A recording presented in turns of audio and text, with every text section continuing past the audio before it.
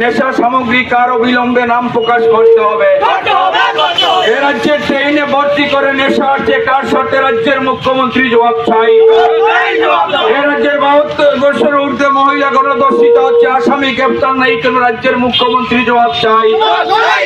মহিলাকে ধর্ষণ করে আগুন দিয়ে পুড়িয়ে মারা হলে কোনো আসামি গ্রেপ্তার নেই কেন বিজেপি সরকার জবাব চাই। ওই ঘুষ কাণ্ডের রাজা সুধাংশু দাসকে অবিলম্বে পদত্যাগ করতে হবে। ওই ঘুষের রাজা সুধাংশু দাসকে অবিলম্বে পদত্যাগ করতে হবে। আন্দোলন চলছে। ওই কালাঙ্গরের মানুষকে উন্নয়নমূলক কাজ থেকে বঞ্চিত করা হলে কোন রাজ্যে বিজেপি সরকার জবাব চাই। অবিলম্বে কালাঙ্গর পঞ্চায়েতের প্রধান উপপ্রধানের দায়িত্ব প্রদান করতে হবে। আন্দোলন চলছে। ওই গরিব মানুষের স্বার্থে লাল ঝান্ডার আন্দোলন চলছে। এই রাজ্যের মধ্যে এই সরকার প্রতিষ্ঠিত হওয়ার পর থেকে ফেন্সিডেল থেকে শুরু করে কফ সিরাপ এবং ইয়াবা ট্যাবলেট থেকে প্রত্যেকটা ওই নেশার সামগ্রী এ রাজ্যের মধ্যে বিস্তার লাভ করেছে। স্কুলে পর্যন্ত চলে গেছে নেশাদ্রব্য সামগ্রী, সেটাও ঘটনা ত্রিপুরা রাজ্যের মধ্যে। আর লাস্টে যেটা করেছেন তারা হচ্ছে একটা ট্রেন ভর্তি করে জিরানি, আপনারা দেখেছেন সারা দেশ কোথাও থেকে চলে আসলো, কারা নিয়ে আসলেন এই রাজ্যের কারা ব্যবসায়ী এই নেশার সামগ্রিক 90,000 ওই নেশার সামগ্রিকের বোতল জিরানিয়ায় ওয়াগন ভর্তি ট্রেনে করে চলে এসেছে। এখনো পর্যন্ত পুলিশের সাহস হয়নি এই নেশা কারবারি কারা তাদেরকে চিহ্নিত করে গ্রেফতার করতে পারেনি।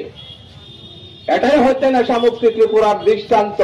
আমাদের রাজ্যের মধ্যে কি করছে আমরা দেখেছি, প্রত্যেক দিন নারী নির্যাতন, শিশু কন্যা ধর্ষিতা হচ্ছেন। আমাদের এ রাজ্যের মধ্যে যারা ভালো ভালো এ রাজ্যের মধ্যে সুশাসন পরিচালনা করার জন্য ভাষণ রাখেন, বুলি ছড়ান, তাদের কাছে প্রশ্ন এ রাজ্যের অবস্থা এখন বর্তমানে কোন জায়গায়। এমন একটা অস্থির পরিস্থিতি হয়ে দাঁড়িয়েছে রাজ্যের মধ্যে, মন্ত্রী নেতার কথা মানে না, নেতা মন্ত্রীর কথা মানে না, আর মন্ত্রীর কথা পুলিশ মানে না, পুলিশকে সাধারণ মানুষ মানে না। আমরা দেখেছি বিলোনিয়াতে অর্কেস্ট্রারের নাম করে ওই বিলোনিয়া থানার অতিকে স্টেজের থেকে ধরে লাঠি ঘুষি মারা হয়েছে, তাদেরকে গ্রেফতার করা হয়েছে। দেখা গেল পরের দিন সকালবেলা জামিন হয়ে যায়। আপনি মুখ খুলতে পারবেন না। এটাই হচ্ছে গণতন্ত্র, তাদের গণতন্ত্র। আমাদের সময় পঞ্চায়েতের বিরুদ্ধে কথা বলতে পারতেন, আমাদের সময় প্রধানকে দাঁড়িয়ে জিজ্ঞাসা করতে পারবেন যে রেগার পেমেন্ট হয় না কেন। আর বিজেপির শাসনে দাঁড়িয়ে আপনি মেম্বার প্রধানের সামনে দাঁড়িয়ে কথা বলবার সাহস নেই। বাক স্বাধীনতা হরণ করা হয়েছে। এই পরিস্থিতির মধ্যে দাঁড়িয়ে আমাদেরকে লড়াই করতে হচ্ছে। আগামী দিনে আরো বৃহত্তর লড়াই হবে রাজ্যের মধ্যে।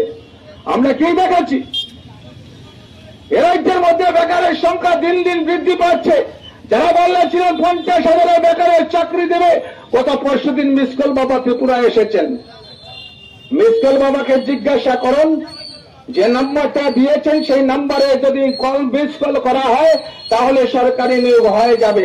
ওই কদমতলায় বাজারে দাঁড়িয়ে বলছি বিজেপির বন্ধুরা যারা মাধ্যমিক ফার্স্ট থেকে উচ্চতর যারা শিক্ষা গ্রহণ করেছেন, ওই নাম্বারে একটা মিস কল দিয়ে আপনাদের চাকরি হয়েছে কিনা জানা নেই।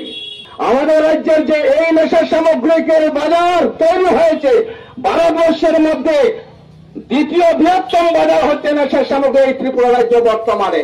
সেটাকে সেই ঘটনাকে ঢেকে দেওয়ার জন্য ওই মাধবী বিশ্বাসকে গ্রেফতার করে মানুষের মনটাকে ওই সেই দিকে ঘুরিয়ে দেওয়ার চেষ্টা করা হচ্ছে। এটা বিজেপির অপকৌশল। আমরা দেশের মধ্যে পরিস্থিতি দেখেছি, যখন দেশের নির্বাচন আসে পাকিস্তানের সাথে লড়াই করে। এটাই হচ্ছে বাস্তব ঘটনা। সেই জায়গায় দাঁড়িয়ে যারা সত্য কথা বলবেন, বিজেপির নেতা বা যে কোনো কর্মী হন, আপনি দল বিরোধী কাজ করেছেন, কথা বলতে পারবেন না। রেগার কাজ কোথায়? রেগার কাজ নাই, বেকারের চাকরি নাই। বেকার চাকরি আনা হয় ওই রাজ্যের বাইরে বেঙ্গালোর, পুনে এবং মহারাষ্ট্র, ইম্ফলে ওই হাজার হাজার বেকার প্রত্যেক মাসে মানুষ ওই বেকাররা যাচ্ছেন। রাজ্যের মধ্যে কোনো কাজ হয়নি। যারা বলছিলেন কদমতলায় ডিগ্রি কলেজ, যারা বলছিলেন কদমতলায় সেখানে ওই ইংলিশ মিডিয়াম স্কুল, যেখানে বলছিলেন যারা বলছিলেন কদমতলায় হেলিপ্যাড, হেলিকপ্টার নামবে, আজকে কোথায়? 7.5 বছর কোথায়? ইংলিশ মিডিয়াম কোথায়? বিএড কলেজ কোথায়? কদমতলায়। ওই রানীবাড়িতে পুলিশের আউটপোস্ট কোথায়? আমরা দেখেছি অনেক ঘটনা, ইনডোর স্টেডিয়াম হয়ে যাবে এরকম বক্তব্য শুনেছি। আসলে 7.5 বছরে আপনারা কি পেয়েছেন কদমতলায় মানুষ জানেন? আমি জানি ওই নটরাজে একটা ওই স্টেজ হয়েছে কদমতলার মধ্যে, ওই রাস্তাটা সেখানে দুই লাইনের করা হয়েছে, তার থেকে আর বেশি 1 ইঞ্চিও কাজ হয়নি। ব্লকটা বামফ্রন্ট সরকারের সময়, এগ্রিকালচার বামফ্রন্ট সরকারের সময়, ওই স্কুল ইন্সপেক্টর অফিসটা বামফ্রন্ট সমাজ সরকারের সময়, কদমতলা দ্বাদশমান বিদ্যালয় ওই বামফ্রন্ট সরকারের সময়, ইংলিশ মিডিয়াম স্কুল বামফ্রন্টের সময়ে, এবং কদমতলা ওই বিধানসভায় দুইটা থানা, কদমতলা এবং চোরাইবাড়ি থানা পানিসাগর থেকে ভাগ হয়ে ব্লক হেডকোয়ার্টার কদমতলা হয়েছে।